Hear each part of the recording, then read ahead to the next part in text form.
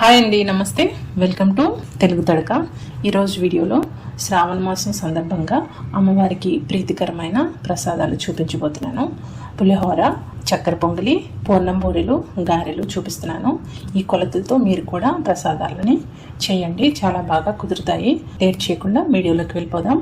ముందుగా పూర్ణం బూరెలకి తోపు కోసం 1 కప్పు మినపగుళ్ళని నానబెట్టుకోండి.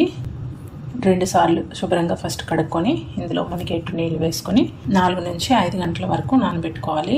అదేవిధంగా వేరొక బౌల్లో ఇలా బియ్యం వేసుకొని 1 కప్పు మినపగుళ్ళకి 2 కప్పులు బియ్యం వేసుకోండి. ఇలా వేసుకొని వీటిని కూడా 2 సార్లు శుభ్రంగా కడుక్కొని వీటికి కూడా మునిగేంత వరకు నీళ్ళు వేసుకొని ఈ మినపప్పుని బియ్యాన్ని 4 నుంచి 5 గంటల పాటు నానబెట్టుకోవాలి. ముందు రోజు నైటే నానబెట్టుకుంటే మీకు ఉదయాన్నే రుబ్బుకోవడానికి వీలుగా బాగుంటుంది. తర్వాత బూరెలకి శనగపప్పు 2 కప్పులు పచ్చిశనగపప్పు తీసుకోవాలి. ఈ శనగపప్పును కూడా 2 సార్లు శుభ్రంగా ఇలా కడుక్కోండి. ఇలా కడుక్కున్న తర్వాత మునిగేంత వరకు నీళ్లు వేసుకొని ఈ పప్పుని 2 నుంచి 3 గంటల పాటు నానబెట్టుకోవాలి. తర్వాత గారెల కోసం ఒక బౌల్లో 1 కప్పు మినపగుళ్ళు తీసుకొని చక్కగా 2 సార్లు కడుక్కోండి. ఇలా కడుక్కున్న తర్వాత ఇలా కొద్దిగా మునిగేంత వరకు నీళ్లు వేసుకొని ఈ పప్పుని ఒక 3 గంటలు నానితే సరిపోతుంది. గారెల కోసం పక్కన పెట్టుకుందాం. తర్వాత శనగపప్పు ఇక్కడ ఒక 3 గంటల తర్వాత ఇలా చక్కగా నానింది శనగపప్పు. ఈ నీటితో పాటు శనగపప్పుని కుక్కర్లో వేసుకొని పైన మునిగేంత వరకు ఇంకొంచెం నీళ్ళు యాడ్ చేసుకోండి. ఇలా నీళ్ళు వేసుకున్న తర్వాత ఎక్కువ నీళ్ళు అవసరం లేదు, ఇలా వేసుకుంటే సరిపోతాయి నీళ్ళు. ఇప్పుడు కుక్కర్ మూత పెట్టి మీడియం ఫ్లేమ్లో 3 నుంచి 4 విజిల్స్ వచ్చే వరకు పప్పుని ఉడికించుకోండి. తర్వాత ఇక్కడ మనం గారెల కోసం పప్పు అనేది నానింది. ఇప్పుడు మిక్సీ జార్లో ఎక్కువ ఒకేసారి వేయకుండా కొద్దిగా వేసుకొని అవసరమైతే కొద్దిగా నీళ్ళు వేసుకొని రుబ్బుకోవాలి. ఇలా రుబ్బుకొని పక్కన పెట్టుకొని ఇప్పుడు సేమ్ మిక్సీ జార్లో మనం బూరెల కోసం తోపు కోసం మనం పప్పు బియ్యం నానబెట్టుకున్నాం కదా, సేమ్ ఇదే మిక్సీ జార్లో ఫస్ట్ మినపప్పుని గ్రైండ్ చేసుకుందాం. ఇది తొందరగా నలిగిపోతుంది. ఇది కూడా వీలైనంత గట్టిగా రుబ్బుకోండి, తక్కువ నీళ్ళు వేసుకొని. తర్వాత ఈ బియ్యం అనేది ఎక్కువ టైం పడుతుంది కదా నలగడానికి, అందుకని ఈ బియ్యాన్ని తర్వాత వేసుకొని ఈ బియ్యాన్ని కూడా కొద్దిగా నీళ్ళు వేసుకొని ఇది కూడా చిక్కగా రుబ్బుకోండి. ఇప్పుడు ఈ మినపప్పు రుబ్బులో ఈ బియ్యం రుబ్బును కూడా వేసుకోవాలి. వేసుకొని 2 బాగా ఇలా కలుపుకోవాలి. వీలైనంత చిక్కగా మనం రుబ్బుకుంటే పల్చగా అవ్వకుండా ఉంటుంది. చూడండి, కన్సిస్టెన్సీ ఇలా ఉండాలి, మరి పల్చగా ఉండకూడదు. ఇక్కడ శనగపప్పు కూడా బాగా కుక్ అయింది. ఈ శనగపప్పు ఉడికించుకున్నాం కదా, ఇందులో కొద్దిగా నీళ్ళు ఉంటాయి, వడకట్టుకోవాలి. ఈ మిగిలిన నీళ్ళు ఉంటాయి కదా, ఈ పప్పు నీళ్ళు, ఇవి పడేయకుండా మీరు రసం పెట్టుకోవచ్చు, లేదంటే చపాతీలు చేసుకుంటాం కదా గోధుమ పిండిలో కూడా వేసి కలుపుకోవచ్చు. వేస్ట్గా పడేయనవసరం లేదు. తర్వాత మనం బెల్లం కరగబెట్టుకుందాం పూర్ణం బూరెల కోసం. ఇక్కడ తురిమిన బెల్లం 2 కప్పులు వేసుకోవాలి. మీరు తీపి తక్కువ తినే వాళ్ళైతే 1.5 కప్పు వేసుకున్నా సరిపోతుంది. తర్వాత 1/4 కప్పు నీళ్ళు వేసుకొని ఈ బెల్లాన్ని కరిగించుకోవాలి. ఇలా కరిగించుకుంటే మనకి ఏదైనా డస్ట్ పార్టికల్స్ ఉంటే బెల్లంలో మనం వడకట్టుకోవచ్చు. తర్వాత ఒక పెద్ద నిమ్మకాయ సైజ్ అంతా చింతపండు తీసుకోవాలి పులిహోర కోసం. తీసుకొని ఇందులో కొద్దిగా వేడి నీళ్ళు వేసుకొని, ఎక్కువ నీళ్ళు వేయకుండా కొంచెం మునిగేంత వరకు వేడి నీళ్ళు వేసుకొని నానబెట్టుకోవాలి. పులిహోర కోసం గిన్నెలో 1 గ్లాసు బియ్యాన్ని తీసుకొని 2 సార్లు శుభ్రంగా కడుక్కొని 2 గ్లాసులు నీళ్ళు వేసుకొని 1 టేబుల్ స్పూన్ ఇలా నూనె వేస్తే మెతుకు అంటుకోకుండా పొడిగా వస్తుంది. ఇలా ఒకసారి కలుపుకున్నాక మూత పెట్టి మనం మీడియం టు లో ఫ్లేమ్లో ఉడికించుకోవాలి అన్నాన్ని. తర్వాత ఇక్కడ పప్పు వడకట్టుకున్నాం కదా, ఇదే సేమ్ కుక్కర్లో పప్పుని వేసుకొని ఇలాంటి గొంతు గరిటతోనైనా లేదంటే పప్పు గుద్దు ఉంటుంది కదా దాంతోనైనా ఇలా మ్యాష్ చేసుకుంటే మనకి సరిపోతుంది. బాగా మ్యాష్ అయిపోతుంది. మిక్సీలో వేసి మెత్తగా చేయాల్సిన అవసరం లేదు. మధ్యలో ఇలా పలుకులుగా ఉంటేనే బాగుంటుంది బూరెలో. ఇప్పుడు ఇందులో మనం బెల్లం నీళ్ళు కరిగించుకున్నాం కదా, ఈ బెల్లం నీళ్ళని వడకట్టుకొని ఈ పప్పులో వేసుకోవాలి. వేసుకొని కొద్దిగా బెల్లం నీళ్ళని మిగిల్చుకోవాలి. ఈ బెల్లం నీళ్ళని తర్వాత మీకు ఎందులో వేయాలనేది చూపిస్తాను. ఉండలు లేకుండా బాగా కలుపుకోవాలి. మీడియం టు లో ఫ్లేమ్లో ఉడికించుకుంటూ ఇలా మధ్యలో కలుపుతూ చూడండి, ఉండలు లేకుండా పప్పు అంతా బాగా కలిసిపోయింది బెల్లం నీళ్ళలో. ఇప్పుడు ఈ పప్పుని చక్కగా ఉడికించుకోవాలి మధ్యలో కలుపుతూ. తర్వాత ఇక్కడ మనకి పులిహోర కోసం రైస్ అనేది ఉడికిపోయింది. ఇది వేరేగా పెద్ద బౌల్లో వేసి చల్లారనివ్వాలి. తర్వాత చక్కెర పొంగల్ కోసం 1/4 కప్పు బియ్యం తీసుకోవాలి. ఇందులో 1/4 కప్పు పెసరపప్పు వేసుకొని 2 సార్లు బాగా కడుక్కున్నాక ఇందులో ఒక 2 కప్పులు నీళ్లు వేసుకొని ఒక అరగంట పాటు నానబెట్టుకోవాలి. తర్వాత చూడండి మనకి ఇక్కడ చిక్కగా అయిపోయింది కదా పప్పు. ఇప్పుడు ఇందులో అరకప్పు చిన్నగా కట్ చేసుకున్న కొబ్బరి ముక్కలు, ఈ ప్లేస్లో మీరు కొబ్బరి తురుమైనా వేసుకోవచ్చు. ఇందులో యాలక పొడి 1 టీ స్పూన్, కొద్దిగా సాల్ట్ వేసుకుంటే మనకి బూరెలకి బాగుంటుంది. కొద్దిగా వేసుకోండి, సాల్ట్ ఎక్కువ వేయద్దు. 1 టేబుల్ స్పూన్ నెయ్యి వేసుకొని ఒకసారి బాగా కలుపుకోవాలి. అడుగంటకుండా లో టు మీడియం ఫ్లేమ్లో మంటను ఉంచి ఇలా కలుపుతూ చూడండి. చల్లగా అయిన తర్వాత ఇంకా చిక్కగా అవుతుంది. కన్సిస్టెన్సీ ఇలా ఉన్నప్పుడు మనం స్టవ్ ఆఫ్ చేసుకొని ఈ పప్పుని చల్లారనివ్వాలి. ఈ కన్సిస్టెన్సీ ఉంటే సరిపోతుంది. ఇప్పుడు తొందరగా చల్లగా అవడం కోసం మీరు ఒక ప్లేట్లో ఇలా తీసుకోవాలి. ఇది చల్లగా అయిన తర్వాత ఉండలుగా చుట్టుకోవాలి.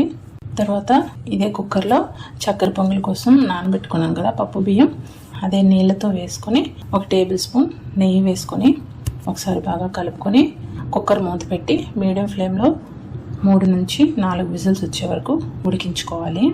ఇలా ఉడుకుతుంది. ఇప్పుడు పులిహోర కోసం పోపు పెట్టుకుందాం. కడాయిలో 2 టేబుల్ స్పూన్ల నూనె వేసుకొని వేరుశనగ గుళ్ళు 1/4 కప్పు వేసుకొని ఫస్ట్ వీటిని వేయించుకోవాలి దోరగా.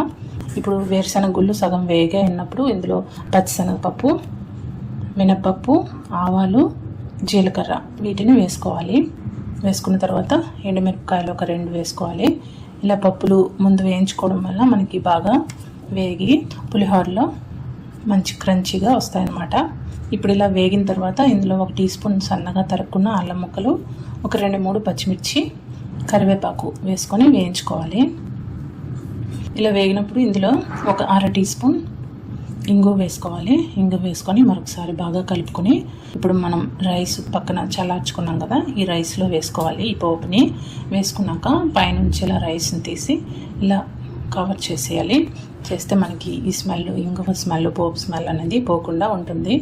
ఇలా కాసేపు పక్కన పెట్టుకుందాం. ఇప్పుడు ఇదే కడాయిలో 1 టేబుల్ స్పూన్ నూనె వేసుకొని 1 టీ స్పూన్ పసుపు, కొద్దిగా అల్లం ముక్కలు, పచ్చిమిరపకాయ ముక్కలు కొద్దిగా, ఒక 2-3 కరివేపాకు కొద్దిగా వేసి వేయించుకోవాలి.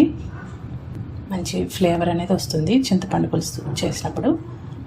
ఇలా వేయించుకున్న తర్వాత మనం ముందుగా చింతపండు నానబెట్టుకున్నాం కదా, ఈ చింతపండుని ఇలా చక్కగా వడకట్టుకోవాలి. వీలైనన్ని తక్కువ నీళ్ళు వేసుకొని ఈ చింతపండు గుజ్జుని తీసుకోవాలి. మనం ఎక్కువ నీళ్లు వేసిస్తే అవి వేస్ట్ అవ్వడానికి టైం ఎక్కువ పడుతుంది. అందుకనే వీలైనంత చిక్కగా ఇలా మనం చింతపండు గుజ్జుని తీసుకోవాలి. ఇప్పుడు ఇందులో ఉప్పు వేసుకొని సరిపడా ఉప్పు వేసుకొని కొద్దిగా బెల్లం ముక్క కొద్దిగా వేసుకోవాలి. పులుపుకి ఈ బెల్లం ఇలా వేసుకోవడం వల్ల బ్యాలెన్స్ అవుతుంది.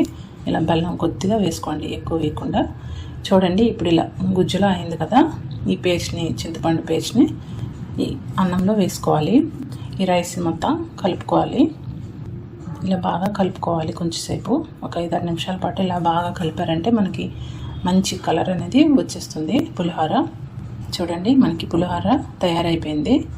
తర్వాత చక్కెర పొంగల్ కోసం మనం కుక్కర్లో ఉడికించుకున్నాం కదా, ఇప్పుడు నేను పులిహోర వండుకున్న గిన్నెలోకి మార్చుకున్నాను. ఇప్పుడు ఇందులో 1 కప్పు పంచదార వేసుకొని మీడియం టు లో ఫ్లేమ్లో ఈ పంచదారని కరగనివ్వాలి. అడుగు పట్టకుండా మధ్య మధ్యలో ఇలా కలుపుతూ చక్కెర పొంగల్ని ఉడికించుకోవాలి. కొద్దిగా ఇలా ఉడికినప్పుడు ఇందులో 1/4 కప్పు వరకు పచ్చి కొబ్బరి ముక్కలు, కొద్దిగా యాలకుల పొడి, నెయ్యి 1 టేబుల్ స్పూన్ వేసుకొని మరొకసారి బాగా కలుపుకోవాలి. లో టు మీడియం ఫ్లేమ్లో ఇలా కలుపుతూ ఉడికించుకోవాలి. వేరొక వైపు పోపు గిన్నెలో 1 టేబుల్ స్పూన్ నెయ్యి వేసుకొని ఇందులో జీడిపప్పులు, బాదం పప్పులు వేసుకోవాలి. వీటిని కొంచెం దోరగా వేయించుకోవాలి. చూడండి ఇలా కలుపుతూ దోరగా వేయించుకోండి. ఇలా కొద్దిగా వేగాయి అన్నప్పుడు ఇందులో ఒక 10-15 కిస్మిస్లు వేసుకొని వీటిని కూడా ఇలా కలుపుతూ వేయించుకోండి. కిస్మిస్లు అనేవి తొందరగా వేగిపోతాయి. ఇలా వేగిన తర్వాత చక్కెర పొంగల్లో వేసుకొని మరొకసారి బాగా కలుపుకోవడమే. మనకి పులిహోర రెడీ అయిపోయింది. ఇప్పుడు చక్కెర పొంగల్ కూడా తయారైపోయింది. ఈ కొలతలతో చేయండి, చాలా బాగా వస్తుంది చక్కెర పొంగల్ కూడా. ఇప్పుడు మనం పప్పు చల్లగా అయిపోయింది. ఇలా మీడియం సైజు ఉండల్లా చుట్టుకొని ఇలా ప్లేట్లో అన్నీ చుట్టుకొని పక్కన పెట్టుకోవాలి. ఇప్పుడు మనం ఈ తోపుని మరొకసారి బాగా కలుపుకోవాలి. చూడండి, కన్సిస్టెన్సీ అనేది ఇలా ఉండాలి, మరి పలుచగా ఉండకూడదు, వీలైనంత చిక్కగా ఉండాలి. ఇప్పుడు ఈ తోపులోంచి కొంచెం బ్యాటర్ని పక్కకు తీసుకొని సరిపోతే మనం మళ్ళీ వేసుకోవచ్చు. అందుకని లేదంటే మనకి సరిపోయింది అనుకుంటే నెక్స్ట్ మనం దోశలుగా కూడా వేసుకోవచ్చు. అందుకని పక్కకు తీసుకొని ఇప్పుడు ఇందులో సరిపడినంత ఉప్పు, ఇంకా కొంచెం ఒక చిటికెడు వంట సోడా వేసి బాగా కలుపుకోవాలి. కలుపుకున్న తర్వాత మనం ముందుగా బెల్లం నీళ్ళని మిగిల్చుకున్నాం కదా, ఈ బెల్లం నీళ్ళని కొంచెం ఇందులో వేసుకోవాలి. పంచదారైనా వేసుకోవచ్చు, ఇందులో ఇలా బెల్లమైనా వేసుకోవచ్చు. ఇలా వేసుకోవడం వల్ల పైన లేయర్ అనేది మనకు చప్పగా అవ్వకుండా ఉంటుంది. ఇలా కొద్దిగా వేసుకుంటే మనకి బూరె పైన లేయర్ కూడా మంచి కలర్ అనేది వస్తుంది. ఇలా ఒకసారి బాగా కలుపుకోవాలి. వీలైనంత మనం చిక్కగా రుబ్బుకుంటే ఈ తోపుని చక్కగా కోట్ అవుతుంది. అందుకనే చిక్కగా రుబ్బుకోవాలి. చూడండి, మనం బూరె వేసుకునేటప్పుడు ఇలా ఒక్కొక్కటిగా తోపులో వేసుకొని అంచులకి ఇలా రాస్తూ మనం బూరెను వేసుకుంటే మనకి తోకలు అనేవి రాకుండా ఉంటాయి. ఇలా అన్నిటినీ కొంచెం వేసుకున్న తర్వాత బూరెని వెంటనే కదపకుండా కొంచెం సేపు వేగిన తర్వాత ఇటు అటు తిప్పుకుంటూ మంచి కలర్ వచ్చే వరకు వేయించుకోవాలి. చూడండి, ఈ విధంగా కలర్ వస్తే మనకి బూరెలు రెడీ అయిపోతాయి, పూర్ణం బూరెలు.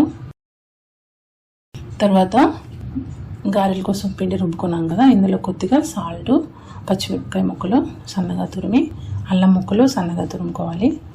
కొంచెం జీలకర్ర వేసి ఒకసారి బాగా కలుపుకోవాలి. ఇలా బాగా కలుపుకున్న తర్వాత ఇలా బాగా కొంచెం సేపు ఒక 5 నిమిషాల పాటు చేత్తో ఇలా కలపడం వల్ల మనకి గారె అనేది ఫ్లఫీగా వస్తుంది. లోపల ఎయిర్ ఫామ్ అయ్యి ఫ్లఫీగా వస్తుంది. గారెలు క్రిస్పీగా రావడం కోసం ఇందులో ఒక 2-3 టేబుల్ స్పూన్లు ఉప్మా నూక వేస్తున్నాను. సూజీ అంటారు కదా, అది. ఇలా మరొకసారి బాగా కలుపుకొని రుబ్బును కొద్దిగా తీసుకొని ఇలా ఆయిల్ కవర్ పైన వేసుకొని మధ్య మధ్యలో తడుపుకుంటూ, చెయ్యిని నీటితో తడుపుకుంటూ ఇలా గారె షేప్ వచ్చేలా వేసుకోవాలి. ఎక్కువ నీళ్ళు తడపకుండా కొద్దిగా ఇలా తడుపుతూ గారె షేప్ వచ్చేలాగా వేసుకొని నెమ్మదిగా ఇలా ఆయిల్లోకి వదలండి. వదిలితే మనకి గారెలు కూడా చక్కగా వచ్చేస్తాయి. ఇలా ఆయిల్ కవర్ పైన వేయడం వల్ల మనకి తీసుకోవడం చాలా ఈజీ అవుతుంది. గారె మీకు అలవాటు ఉంటే చేత్తో అలా డైరెక్ట్గా కూడా వేసేయచ్చు. అలవాటైన వాళ్ళైతే డైరెక్ట్గా చేత్తో గారెలు వేసేస్తారు, అలా కూడా వేయచ్చు. ఇలా కొంచెం సేపు వేగిన తర్వాత 2 వైపులా ఇలా తిప్పుకుంటూ మంచి కలర్ వచ్చే వరకు గారెల్ని వేయించుకోండి. చూడండి ఎంత చక్కగా వచ్చాయో గారెలు కూడా. ఇలా ఈ రంగు వచ్చినప్పుడు తీసుకుంటే మనకి గారెలు కూడా తయారైపోతాయి. ఈ కొలతలతో చేయండి ప్రసాదాలు, చక్కగా చాలా బాగా కుదురుతాయి. వీడియో నచ్చితే లైక్ చేయండి, షేర్ చేయండి, సబ్స్క్రైబ్ చేయడం మర్చిపోవద్దు. Thank you so much for watching. Bye.